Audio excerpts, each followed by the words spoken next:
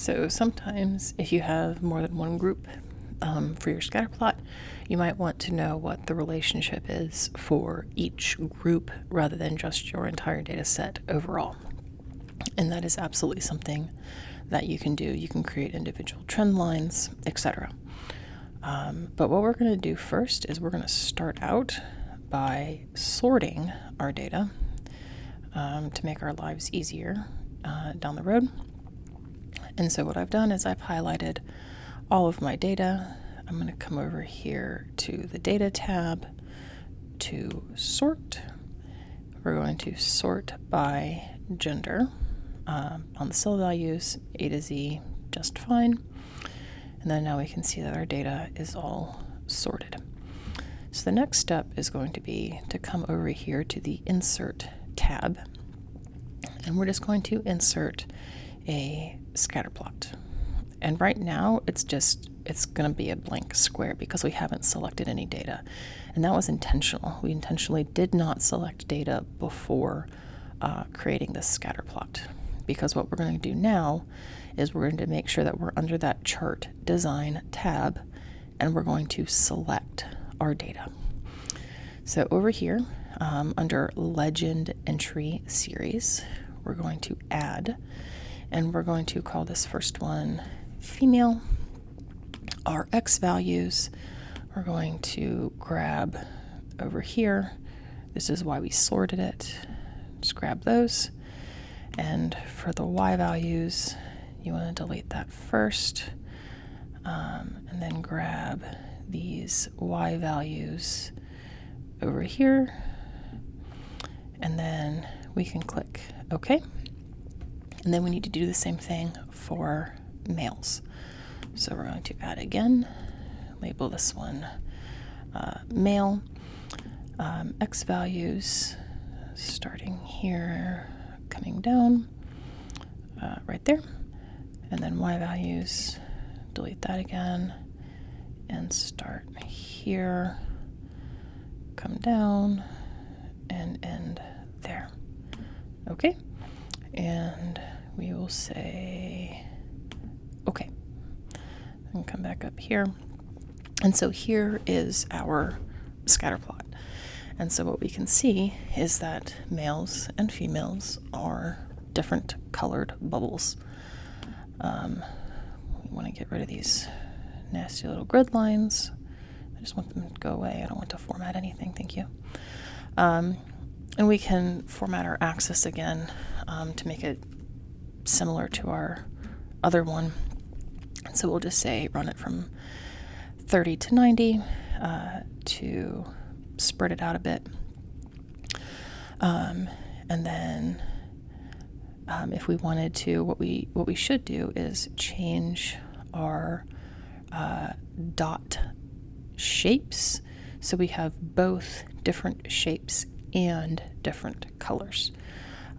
So that will really aid in people with any kind of visual impairments to be able to really tell what dots belong with what. So I would like to have my series options, please. I would like series female. And then, so notice here, if we have series options, we can go female and we can go male. So we're going to start with the female dots. Female dots are the blue ones. We're going to go over here to fill and to marker options, and we're going to change it to let's say we'll change these to triangles, and then we can change to male, and like it stays, this part all stays the same, which is kind of nice. And let's say we will change male to X's just to make them nice and visually distinct. And then we can close out of that. And then if we wanted to add our trend lines, we would come up here to the plus sign again, down to trend line, more options, and then here add a trend line based on series. So female, okay. And then we will leave the female one as a dashed line, so we're not going to format that any further.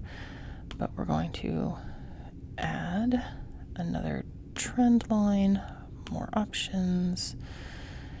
I do want that R squared value displayed. Over here, please. Thank you.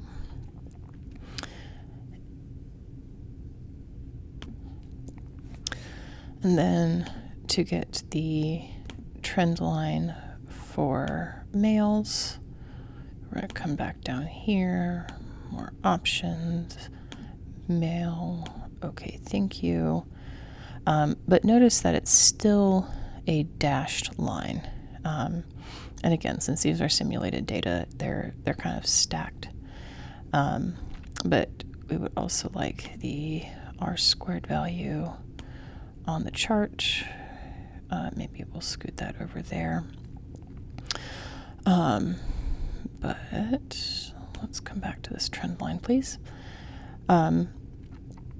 What we can do is, if we come over here again to that paint bucket, we can make, rather than have it be a dashed line, we can change one of them to just be a solid line. Or, oh no, come back. Or a different type of dash. So maybe like extended dashes rather than the little tiny dots. Nope, I don't want arrows, thank you. But having one as a solid line and one as a dashed line, if you only have two groups, does make them visually distinct. Something else that we can do to kind of aid in interpretation is, say here is our female R squared value, and here is our male R squared value. No, I'm not going to grab that whole entire chart, thank you. I'm just going to grab this and kind of put this down here. And again, if we wanted to add a correlation, we absolutely could. But this way, some of this redundancy is just, again, it's helping in visually determining which symbols are going with which ones, which colors are going with which ones. And then something else that would, be helpful, perhaps, is a legend. So we can add a legend, and if we wanted to have some more options to it, if we want it on the right side, on the top, on the bottom, we can try this.